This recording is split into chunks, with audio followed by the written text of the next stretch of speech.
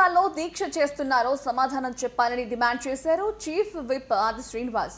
హైదరాబాద్ లో దీక్ష చేస్తే ఏం వస్తుందని, ఢిల్లీలో దీక్ష చేయడానికి భయమా అని ప్రశ్నించారు. బీసీల పైన చిత్తశుద్ధి ఉంటే కేసీఆర్ తో కలిసి కవిత ఢిల్లీలో దీక్ష చేయాలని ఆయన డిమాండ్ చేశారు. హైదరాబాద్ లో దీక్ష చేయడం వల్ల ఎవరికి లాభం? బీజేపీగా సమాధానం చెప్పాల్సిన అవసరం ఉంది.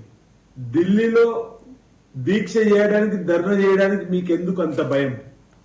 ఈ దీక్ష కంటే ముందు మీ తండ్రి గారి, తల్లి గారి, అన్నగారి ఆశీర్వాదం ఎందుకు తీసుకోలేరు?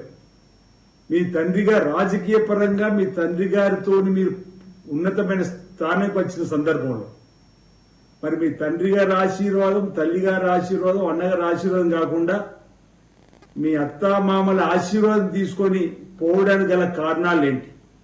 మిమ్మల్ని అణిచివేతకు గురి చేస్తున్నటువంటి మీరు అంటున్నారే, నా అణిచివేతకు గురి చేస్తున్నారు ఒక పెద్ద లీడర్ అని. ఎవరు ఆ పెద్ద లీడర్? మిమ్మల్ని అణిచివేస్తున్న పెద్ద లీడర్ ఎవరు? ఇంతకుముందు మీరు అన్నట్టుగా దేవుడి చుట్టూన్న దయ్యాలు ఎవరు?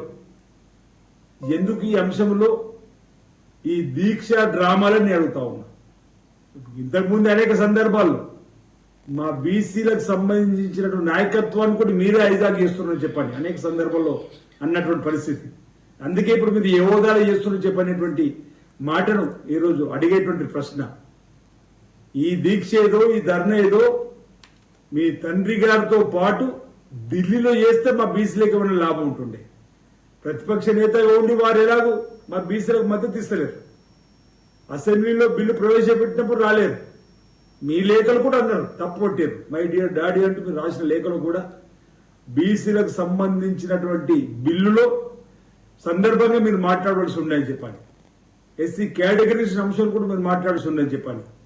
మరి ఇప్పుడైనా కనీసం ప్రతిపక్ష నేతగా ఉన్నటువంటి మీ తండ్రి గారిని తీసుకొని వచ్చి ఢిల్లీలో బీజేపీకి వ్యతిరేకంగా ధర్నా. తెలంగాణ అసెంబ్లీ ప్రాంగణంలో గాంధీ